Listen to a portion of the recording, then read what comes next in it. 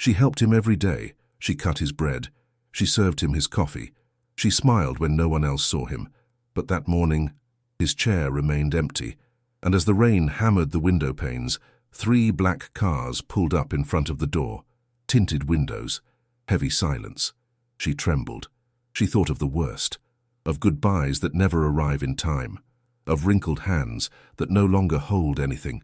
But what she discovered that day changed her life forever, because sometimes the silent kindness we give without expecting anything returns multiplied when we least expect it.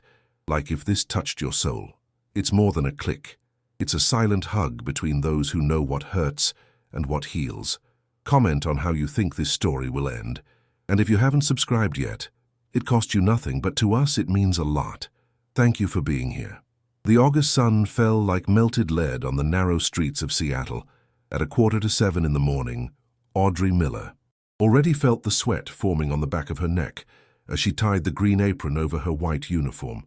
The Cedar Bean coffee shop still smelled of bleach and ground coffee, that sharp aroma that precedes the city's awakening. She was 24, but her hands seemed to know the exhaustion of a longer life. Her fingers moved with mechanical precision, cleaning tables, organizing cups, checking that the napkins were folded into perfect triangles. From the kitchen came the metallic clatter of pots hitting the sink. The manager, a man with a trimmed mustache and a perpetually irritated look, checked the cash register with a frown. "Miller, table 3 has crumbs from yesterday," he barked without looking up. "What were you expecting, for them to sweep themselves?" Audrey didn't answer. She took the damp cloth and headed to the indicated table. Her white shoes, already worn at the seams, squeaked slightly against the tiled floor. As she wiped the table with circular motions, her mind wandered to wider places, a studio with large windows, natural light falling onto blank canvases, the smell of oil paint and turpentine. Fine arts. That dream that once had a name and a surname, registration dates, class schedules. Now it was barely a sigh that drowned between medical bills and the rent that rose every year like an inevitable tide. Her mother had been hospitalized in the neighborhood public clinic for 3 months. Advanced diabetes, renal complications, a body that was giving up piece by piece. The doctors spoke with that cold courtesy of someone who has already seen too much suffering. She needs regular dialysis. The treatment is expensive. There are waiting lists. Words that sounded like sentences. The coffee shop tips barely covered the most basic medications. Audrey had learned to calculate. Every latte served was 30 cents of hope. Every toast with grated tomato was $half of time bought. The mathematics of survival allowed no errors. The jingle of the door pulled her out of her thoughts. 7:15 in the morning. Not a minute before, not a minute after. Arthur Sterling entered as always. Slow steps, hunched back, a grey suit that seemed 2 sizes too big. His face was a map of deep wrinkles, furrows that time had patiently carved. His sparse white hair was combed back with an old-fashioned precision.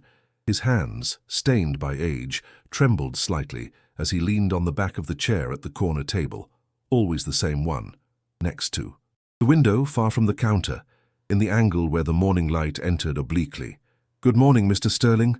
Audrey greeted him with a smile that was genuine, effortless. The old man barely nodded. He didn't smile. He never did.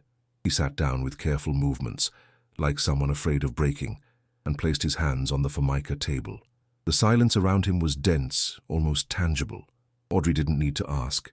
Coffee with milk, not too hot. Toast with butter. No frills, no variations. The ritual of a man who had turned repetition into refuge. While preparing the order, she heard the manager's rough voice from the counter. "Don't waste time on that old man. He just takes up a table. $2 in 2 hours. That doesn't even pay for the air conditioning." Audrey pretended not to hear. She placed the coffee and toast on a tray with more care than necessary, added a small folded napkin, and walked toward the corner table. Arthur watched her approach with dark eyes, where something shone that was not exactly sadness, but a kind of quiet recognition. When Audrey set down the tray, he murmured a barely audible, "Thank you." She stayed a moment, as she always did, observing. She noticed how the old man's hands trembled as he picked up the knife, how his fingers struggled to maintain control as he tried to cut the toast. The metal slipped twice, the butter spread onto the plate. Arthur closed his eyes for an instant, breathed deeply, and tried again. Without asking permission, Audrey extended her hand and gently took the knife. "Allow me," she said in a voice that was almost a whisper. Arthur looked up. For the first time in weeks, something shifted in his expression. A small surrender, a relief that could not be put into words. He nodded. Audrey cut the toast into 4 perfect triangles, cleaned the edge of the plate with the napkin, and placed the knife back next to the cup. "There you go," she said, and her smile was like a ray of sunshine slipping through a crack. Arthur looked at her for an eternal second. Then, for the first time since he began frequenting the coffee shop, he spoke more than 2 words in a row. "You are very kind." Audrey felt something warm expand in her chest. "It's nothing, Mr. Sterling, that's what I'm here for." She returned to the counter with the empty tray, ignoring the manager's disapproving look. She didn't care. Something had changed in that small gesture. Something neither of them could yet name, but which had already taken root. The days followed one another like beads on an identical rosary. Arthur Sterling arrived punctually every morning, sat at his corner table, and waited. Audrey served him with an attention that was no longer just professional, but something deeper, a form of care that she herself couldn't explain. Little by little, the ritual expanded. After cutting the toast, Audrey would stand for a few minutes beside the table, speaking softly while the old man ate. At first they were trivial comments about the weather, the traffic, the news she heard on the radio. But over time the words became more intimate. "My mother is sick," she said one September morning as she wiped an imaginary crumb from the table. "She's been in the hospital for months. The doctors say she needs more treatments, but—" She stopped, biting her lip. "The money never lasts." Arthur looked up from his cup. He said nothing, but in his eyes was an absolute attention, a presence that Audrey rarely found in others. "I wanted to study fine arts," she continued, surprising herself with the confession. "I had a spot. I even got a partial scholarship. But when Mom got sick, well, priorities change, right?" There was a silence. Then Arthur spoke in a hoarse voice. "Art doesn't disappear. It just waits." Audrey blinked, touched by those words. She nodded, smiled sadly, and returned to work. After breakfast, Arthur left on the table not only the exact payment, but an extra $1 coin. He always did this now since that first day, a modest tip that seemed to mean much more than its monetary value to him. Weeks passed. October brought intermittent rains that hammered against the coffee shop windows. Audrey started bringing small drawings she made on napkins during dead moments, sketches of the streets of Seattle, quick portraits of customers, imaginary flowers. She left them on Arthur's table like someone sharing a secret. The old man looked at them with a reverent attention, his fingers trembling as they passed over the paper. Once he took a napkin where Audrey had drawn the city skyline and carefully tucked it into the inner pocket of his jacket. "You have talent," he said simply. Audrey blushed. "They're just doodles." "No," Arthur interrupted her with more firmness than she had ever known from him. "It's vision. That's worth more than technique." Something in his voice made Audrey look at him more closely. There was authority in those words, a knowledge. That did not fit the image of a lonely retiree having coffee in a neighborhood coffee shop. But before she could ask, Arthur stood up, left his usual tip, and bid farewell with a nod. He walked out onto the street, where a fine drizzle fell like silver dust. Audrey collected the coins and noticed something else, a folded note under the saucer. She opened it with trembling fingers. "Never stop drawing.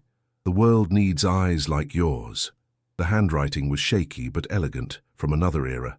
Audrey tucked the note into the pocket of her apron and felt something warm and heavy settle in her chest. It was gratitude, but also something more. The feeling of being seen, truly seen, for the first time in a long time. Tuesday dawned gray and rainy. The streets of Seattle shone like broken mirrors under a leaden sky. Audrey arrived at the coffee shop with wet hair and soaked shoes. As she prepared the tables for the day, her eyes kept returning to the window, waiting to see Arthur's hunched figure approaching with his old-fashioned black umbrella. 7:15, 7:20, 7:30. The corner table remained empty. A cold unease settled in Audrey's stomach. Arthur was never absent. Not in the rain, not in the suffocating heat, not even that day in August when the temperature reached 107 degrees Fahrenheit. His punctuality was like the sunrise. Absolute, inevitable. "Waiting for that old man?" the manager asked with a sneer. "He probably got tired of spending money here, or he died. Old people are like that." Audrey glared at him but didn't reply. Throughout the day she served coffees and toasts with automatic movements, her mind split between her tasks and that absence which weighed like a stone in her chest. The next day Arthur didn't appear either, nor the day after. By Friday, Audrey could no longer hide her worry. As she cleaned the corner table for the third unnecessary time, the manager approached, muttering, "That's it, Miller. Get over it." He was just a customer. But to Audrey, he wasn't just a customer.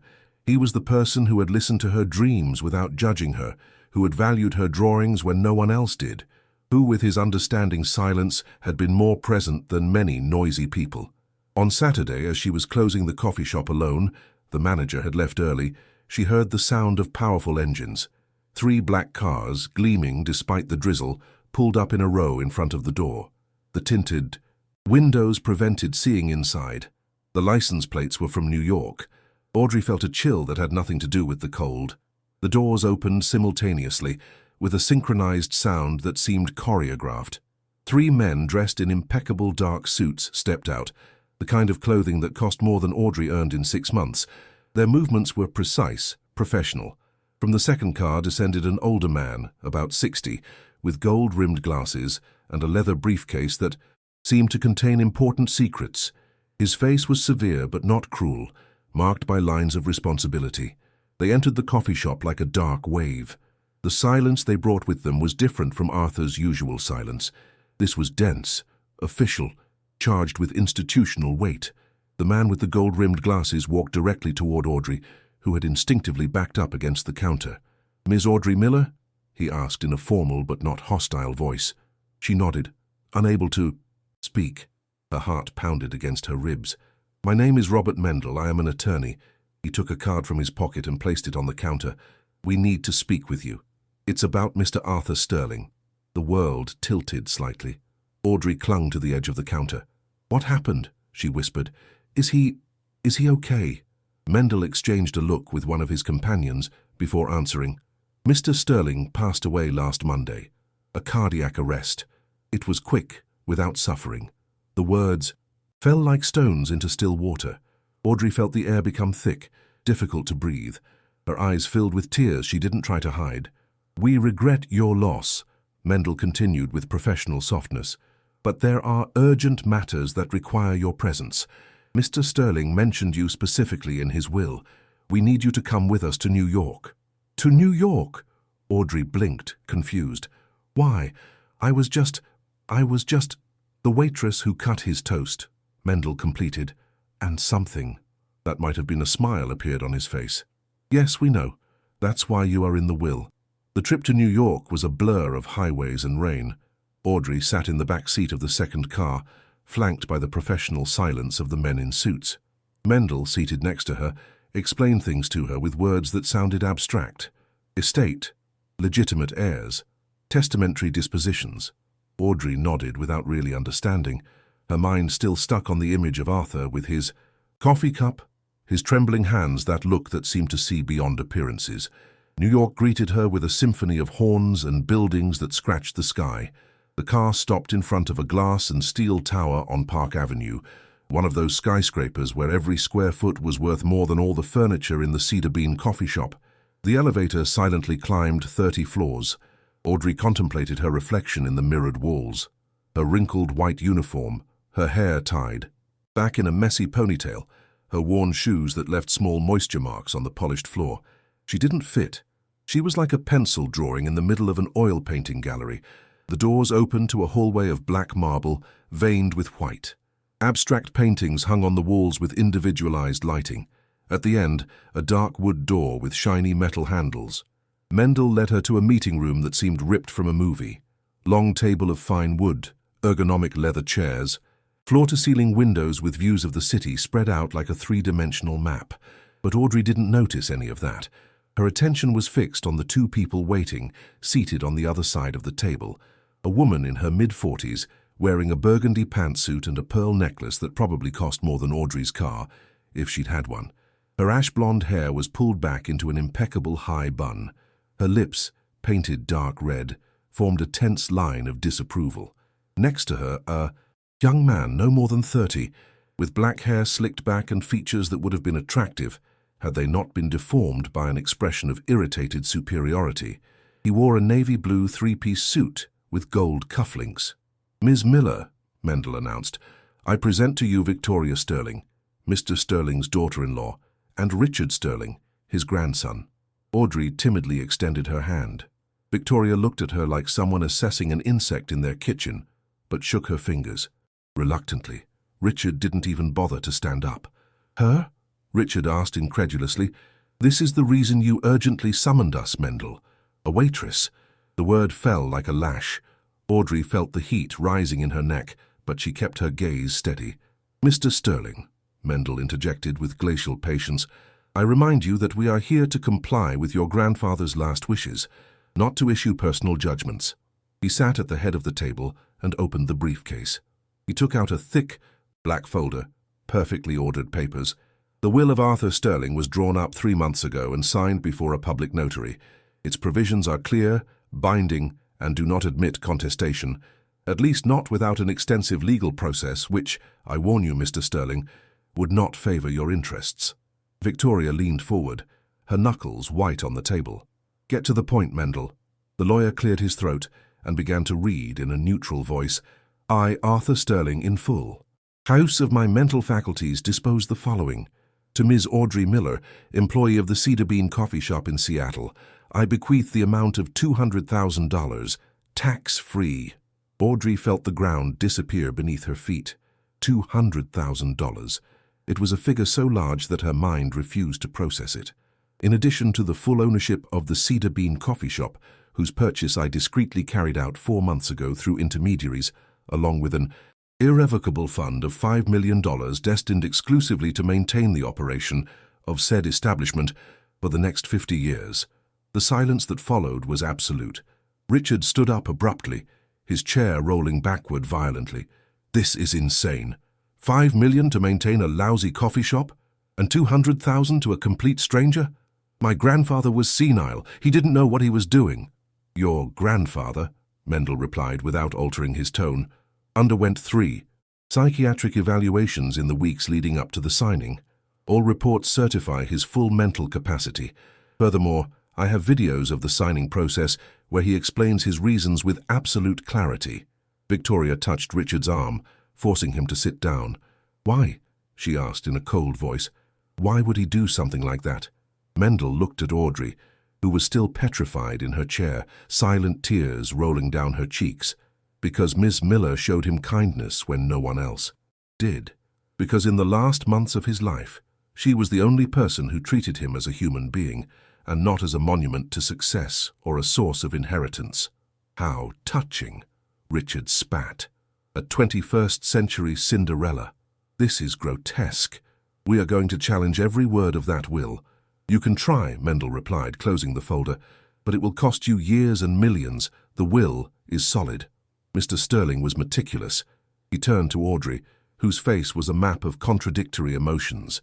Shock, sadness, gratitude, fear. "Miss Miller, there is more, much more. But first, could you indicate where you would like us to transfer the funds?" It took Audrey several seconds to find her voice. "The clinic. My mother. I need to pay the clinic first." And at that moment, as Victoria and Richard watched her with barely contained hatred, Audrey understood that Arthur had not only given her money, he had given her a chance to save her mother, to rescue her dreams, to become more than an invisible employee. He had given her the possibility of a future. The trip back to Seattle was a blur. Audrey went back to the coffee shop with a manila envelope containing documents that would change her life. Deeds of property, bank certificates, account numbers. Mendel had explained every detail patiently, but the words still sounded like a foreign language. Back in the car, she hugged the envelope to her chest and cried in silence, thinking of that old man who cut his toast with trembling hands, who kept drawings on napkins in his jacket pocket, who had seen something in her that no one else saw. The next day, with the first rays of dawn, Audrey showed up at the neighborhood public clinic where her mother had been hospitalized for months. She spoke with the administrative director, a middle-aged man who had looked at her with compassion during all those months of unpaid bills and impossible payment plans. This time his expression changed when he saw the bank transfer documents. "Are you sure?" he asked, incredulous. "This covers everything. Everything owed, all future treatments. We can even transfer her to a private clinic if you wish." Audrey nodded, unable to speak. She went up to the room where her mother rested, her fragile body connected to machines that beeped with mechanical regularity. Seeing her enter, the woman smiled weakly. "Daughter, you shouldn't have come so early. You need rest." Audrey knelt by the bed and took her mother's hand in hers. "Mom, everything is going to be all right. You don't have to worry about anything anymore. You're going to get the best care, everything you need." "How?" her mother began, but Audrey shook her head. "It's a long story. I'll tell you when you're better. For now, I just need you to recover." She returned to the Cedar Bean coffee shop at noon. The employees looked at her with curiosity. She had missed 2 days without calling, something unthinkable for her. The manager intercepted her before she could. "Tie her apron. Miller, I hope you have a good explanation for your absence. I am the new owner," Audrey interrupted in a firm voice. The manager blinked. "What? The coffee shop? It belongs to me now. Mr. Sterling bought it months ago and left it to me in his will." Silence spread like a stain. The other 2 employees, who had been cleaning tables, stood motionless. "The old man?" the manager murmured. "That old man was the owner? And now I am." Audrey took off her apron. "I want to. I meet with everyone tomorrow morning. No one is going to be fired. We are going to make changes, good changes, but this is still a team." That night, alone in her small apartment, Audrey opened the envelope Mendel had given her. Inside was something more than legal documents, an antique brass key wrapped in white tissue paper, and a handwritten note in Arthur's shaky handwriting. "Use this key with Mr. Mendel. There is something you need to see, and when you see it, you will understand." The Sauis apartment was in a century-old building near New York's Main Avenue, one of those stone constructions with wrought iron elevators and staircases that smelled of old wood and beeswax. Mendel went up ahead of Audrey, the master key to the building jangling in his hand. "Mr. Sterling kept this place in absolute secrecy for years," he explained as they went up to the 3rd floor. "Not even his family knew of its existence. Only I, as his attorney, was aware. And now you." They stopped in front of a dark wooden door with a brass plaque that bore no name. Mendel pointed to the lock. "Your key." Audrey inserted it with trembling hands. The mechanism turned with a soft click, old but well-oiled. The door opened to a dimly lit entrance hall. Mendel flipped a switch. The lights came on progressively, revealing a space that stole Audrey's breath. It wasn't an apartment. It was a sanctuary. The walls were covered with paintings with individual lighting, oil paintings that shone with deep colors, delicate watercolors like size, charcoal drawings of awe-inspiring mastery. She recognized some styles even without seeing the signatures: Monet, Degas, Van Gogh, names she had studied in borrowed library books, artists whose works she had only seen in cheap reproductions. "This can't be real," she whispered. "It is absolutely real," Mendel replied. "Mr. Sterling was one of the most important private collectors in Europe. He started in the 60s, when it was still possible to acquire masterpieces quietly. His fortune allowed him to buy at private auctions, directly from families in need, sometimes even from museums with financing problems." Audrey walked forward as if hypnotized. Each painting was a window to another world, a field of sunflowers that seemed to vibrate with its own light, ballerinas captured in eternal motion, urban landscapes of Paris in the 19th century, the streets shining after the rain. "Why did he keep it a secret?" she asked, without taking her eyes off. A Renoir of a woman reading under a tree. Because art for him was not an investment. It was conversation, silent dialogue with beauty that transcends time. And in his later years, when the family only sought him out to talk about inheritance and business, this place became his real refuge. They reached a closed door at the end of the hall. Mendel stopped, his expression growing more serious. "This is where everything makes sense. Prepare yourself, Ms. Miller." He opened the door. Audrey entered, and the air caught in her lungs. It was a study, but also something more, an altar. The walls were covered with photographs, newspaper clippings, handwritten notes, all organized with obsessive meticulousness.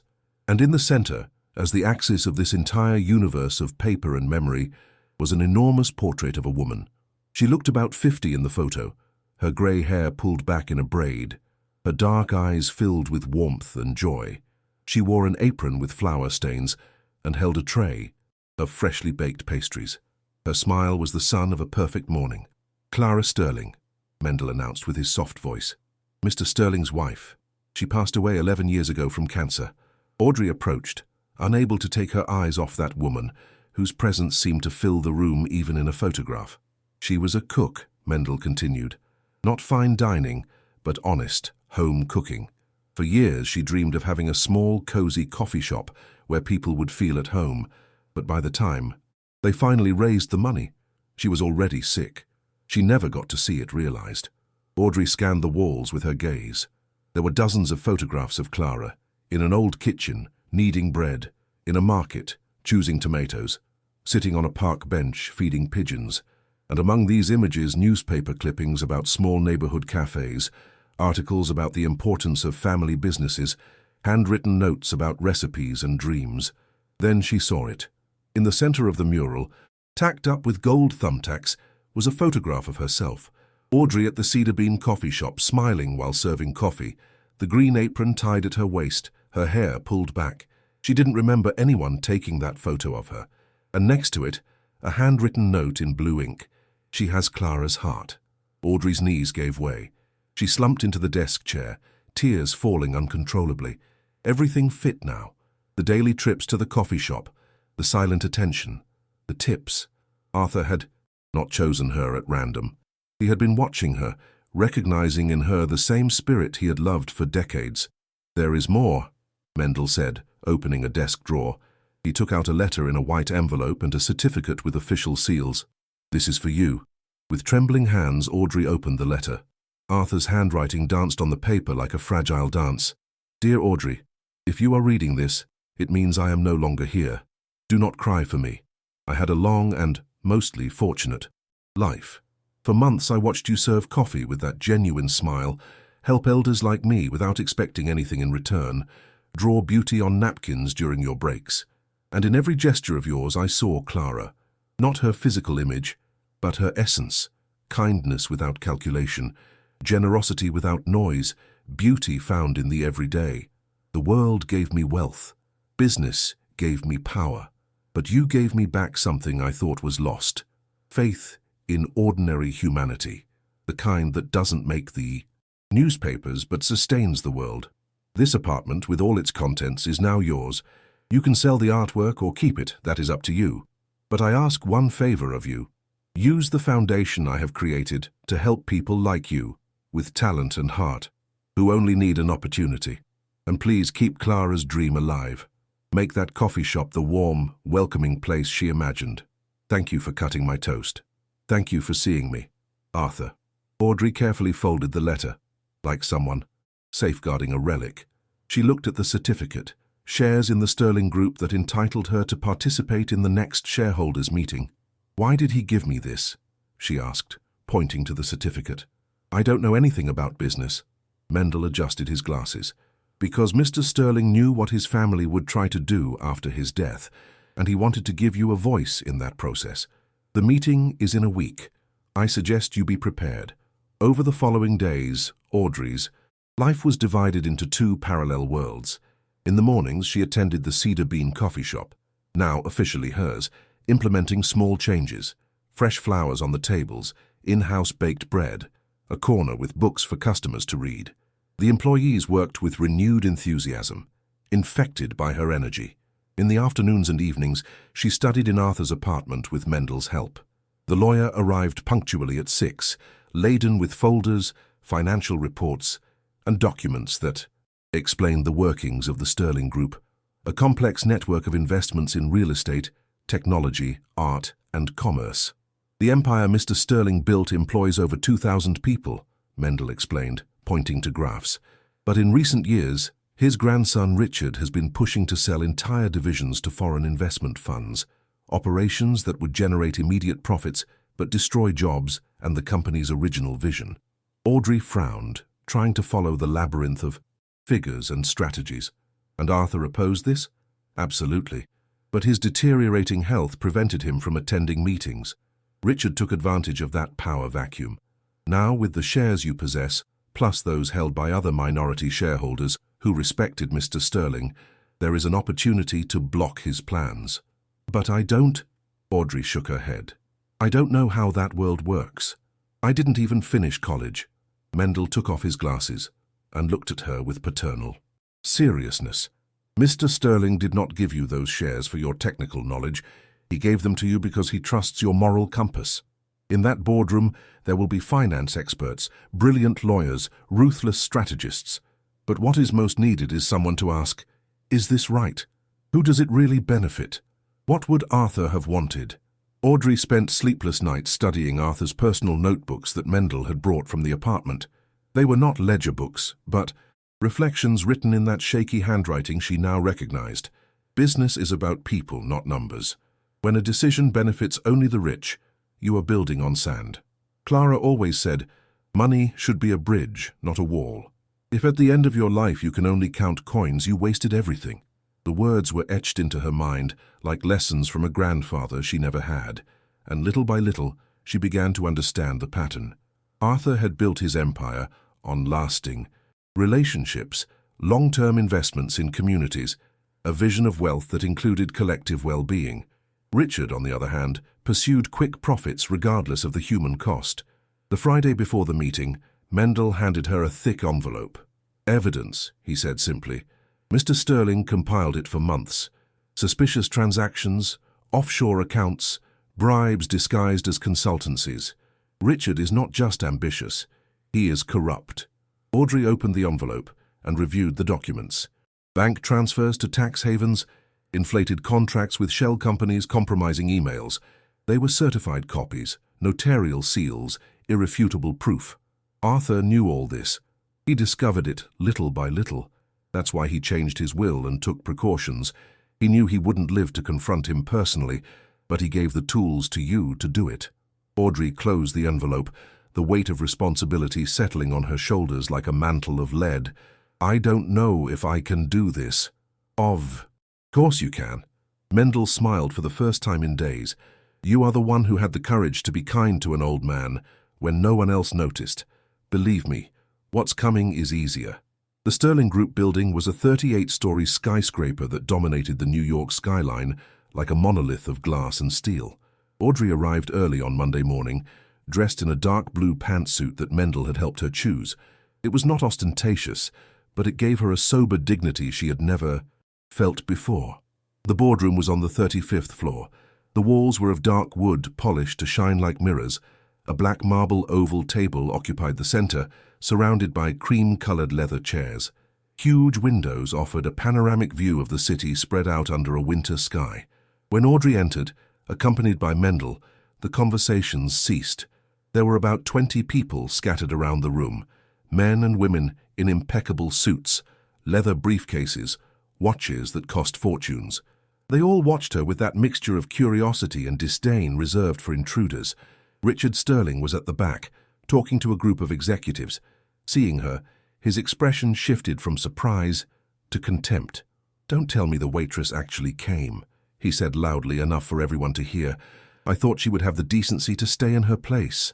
The laughs were discreet, but cruel. Audrey felt the heat rising in her neck, but she kept her head high.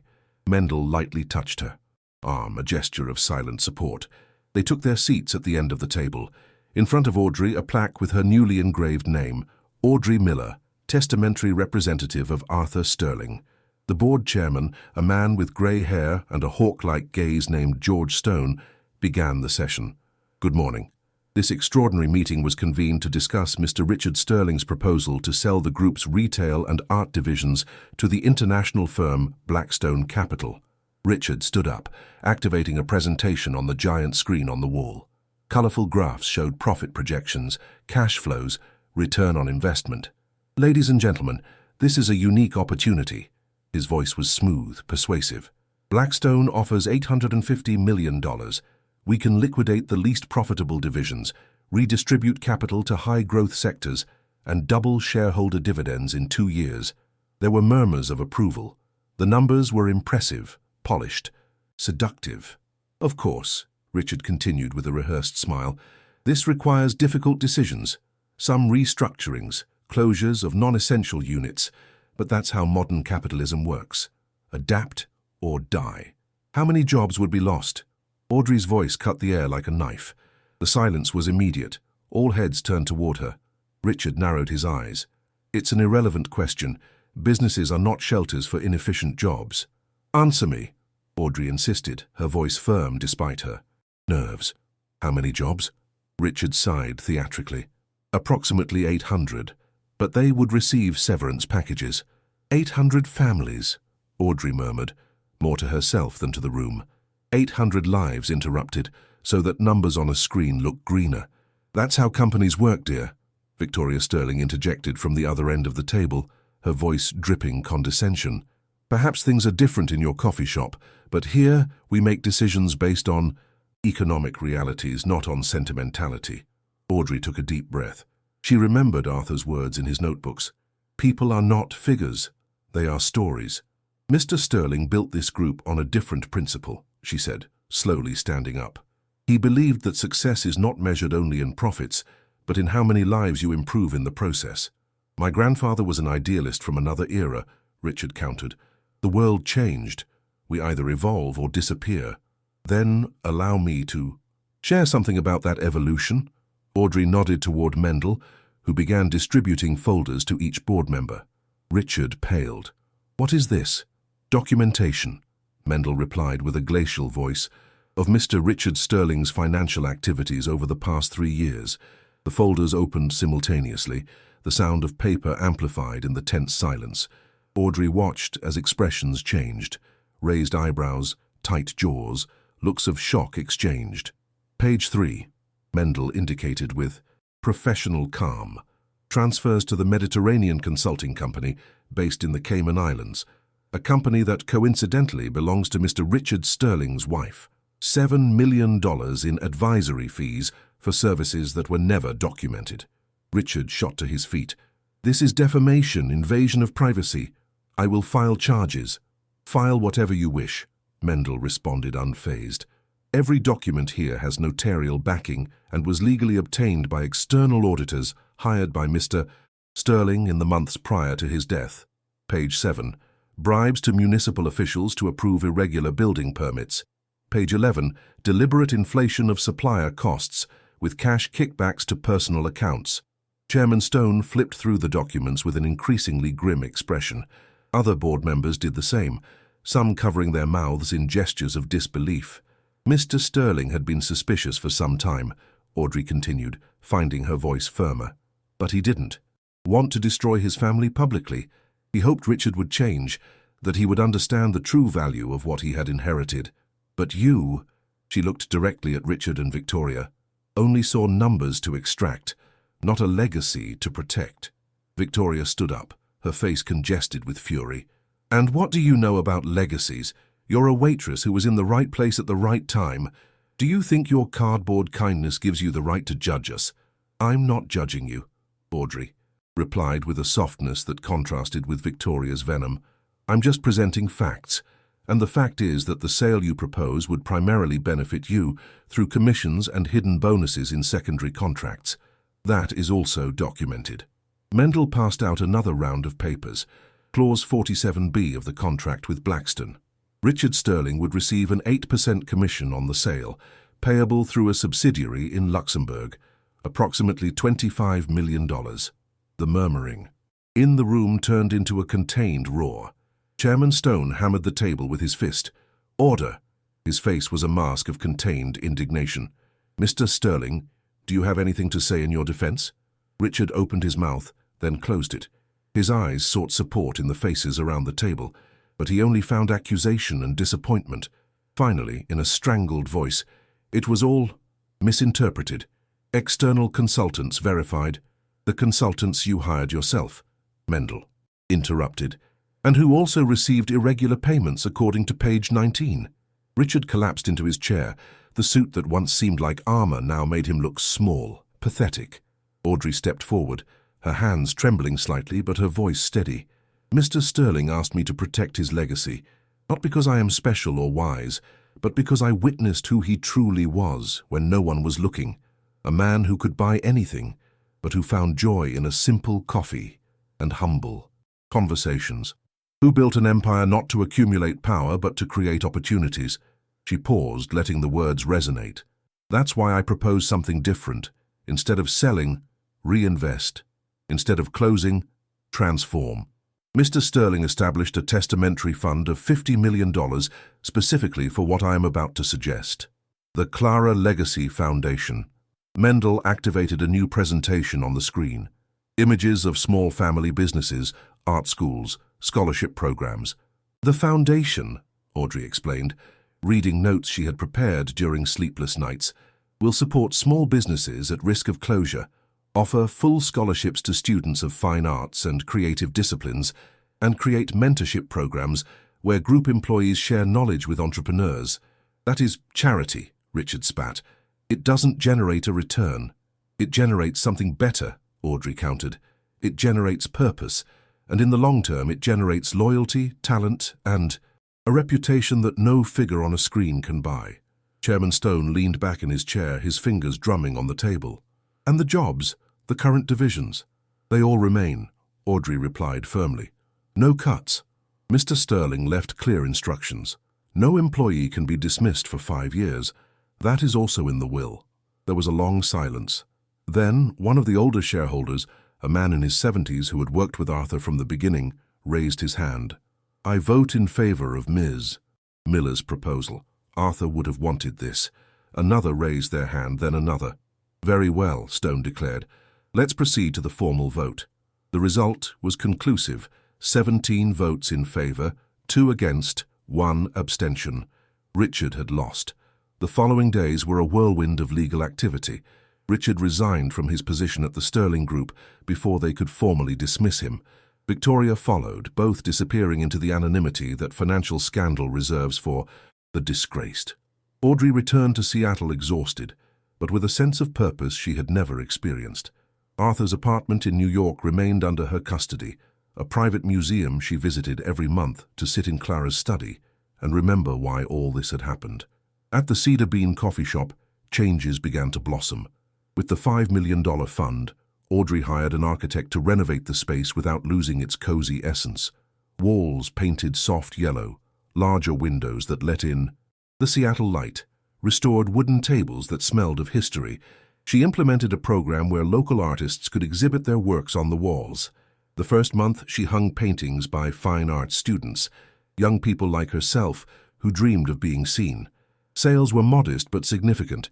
Each painting sold represented a validated dream. Employees now received decent wages, health benefits, and reasonable hours. The coffee shop became a place where people not only drank coffee, but felt part of something greater. And in the corner by the window, the table where Arthur sat every morning, Audrey placed a bronze plaque. Arthur and Clara's Corner, where kindness found its home. No one could sit there. It was a sacred space, a silent reminder that small gestures have eternal consequences. 6 months later, the Clara Legacy Foundation officially opened its doors. Audrey rented a small location in downtown Seattle, decorated with the same warmth that characterized the coffee shop. The walls displayed photographs of Clara and Arthur, alongside stories of the first beneficiaries. Mary, a single mother whose bakery was about to close, received an interest-free loan and mentorship from Sterling Group accountants. 3 months later, her business not only survived but opened a second branch. Anthony, a 19-year-old with talent for painting but no means to study, received a full scholarship to the Fine Arts Academy. His first works were exhibited at the coffee shop, and 2 were sold to collectors Mendel had discreetly invited. Each story was a thread in the tapestry Arthur had begun to weave with that first gesture, sitting in a humble coffee shop and allowing a young woman to care for him. Audrey finally enrolled in night art classes. Her days were divided between managing the coffee shop, overseeing the foundation, and getting lost in canvases where she poured everything she had learned, that beauty exists in kindness, that success is measured in lives. Touched, that true love transcends death. Her mother, fully recovered after months of treatment at a private clinic, visited her every afternoon. They sat in Arthur and Clara's corner, drinking coffee with milk, talking about the ordinary and the extraordinary mingled in daily life. "That man saw you," her mother would say with tears in her eyes. "He truly saw you." Audrey nodded, knowing that this was the most important lesson: to see people, not their circumstances, to recognize the inherent dignity that exists beneath appearances. One spring afternoon, as Audrey reviewed foundation applications at a coffee shop table, the door opened and an older woman in her 70s entered. She wore a simple floral dress and a cloth bag. Her face showed the same doubts Audrey had seen in Arthur, the uncertainty of not knowing if she would be welcomed. "Excuse me," she said in a timid voice. "Are you Audrey Miller?" "Yes, I am. How can I help you?" The woman took out a wrinkled newspaper clipping. "An article about the Clara Legacy Foundation. I knew Clara many years ago. We were classmates at cooking school. When I read about this, about you and Mr. Sterling, I had to come." Audrey felt a chill. She stood up, offered her a seat, and personally served her coffee. "Tell me about her," she asked gently. The woman who introduced herself as Amelia smiled wistfully. "Clara was pure light. We all adored her. She always said her dream wasn't to be famous, but to have a small place where people could feel at home, where no one was invisible." She paused, took a sip of coffee. "When she got sick, it was so fast. Arthur was devastated. I never saw him truly recover, but I also never saw him give up. He kept building, working, as if every achievement was an offering to her memory." "And coming here, to this specific coffee shop?" Audrey asked. Amelia nodded. "Clara used to pass by this street when we were young. She said one day she would open her cafe right here, where the morning sun came in perfectly. Arthur must have remembered. He must have bought this place for her. The final pieces of the puzzle clicked into place. It wasn't coincidence. None of it had been. Arthur had been fulfilling Clara's dream step by step, and when he found someone who shared her spirit, he passed the torch." Audrey took Amelia's hand in hers. "Would you like to work with us? The foundation needs people who understand what Clara and Arthur were trying to create." Amelia's eyes filled with tears. "It would be an honor." The first anniversary of Arthur's death was celebrated with an exhibition in the New York apartment, open to the public for the first time. Hundreds of people attended: Sterling Group employees, foundation beneficiaries, art students, journalists interested in the extraordinary story. Audrey gave a brief speech in front of Clara's portrait. "Mr. Sterling taught me that wealth is not measured in bank accounts, but in how many lives you improve. That success is not accumulating, but sharing. And that kindness, even the most silent, has the power to change the world." The paintings by Monet, Degas, and Van Gogh shone under the carefully arranged lights. But the most visited space was Clara's study, where the love story between a magnate and a cook was revealed in photographs and handwritten notes. At the end of the night, when everyone had left, Audrey remained alone in the apartment. She sat in Arthur's chair, facing the desk, and wrote a letter that would never be sent. "Dear Mr. Sterling, I kept my promise. The coffee shop is thriving. The foundation has already helped 50 families. And every day when I cut the toast for an elderly customer who trembles a little, I think of you. You taught me that we matter, that our small gestures create infinite ripples, that loving after loss is not clinging to the past, but honoring it in the present. Thank you for seeing me when I was invisible. Thank you for trusting me when I didn't trust myself.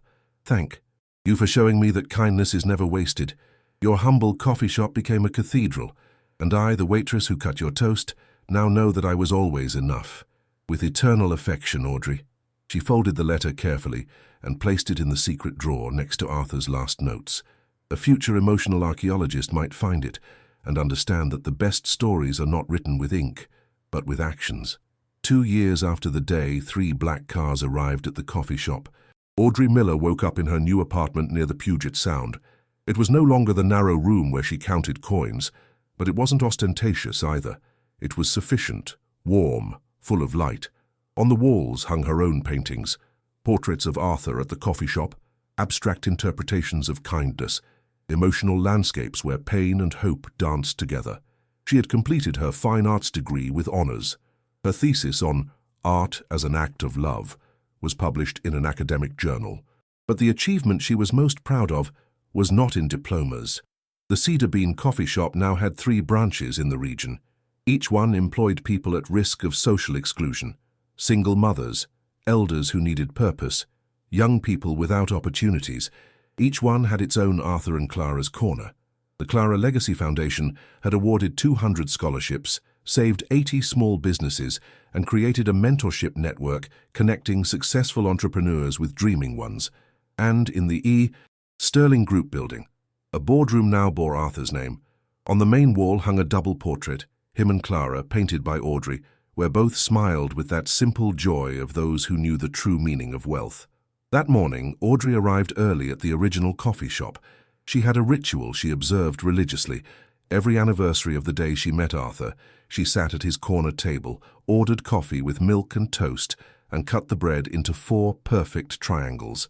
As the morning sun entered obliquely through the window, a little girl of about 7 came in with her grandmother.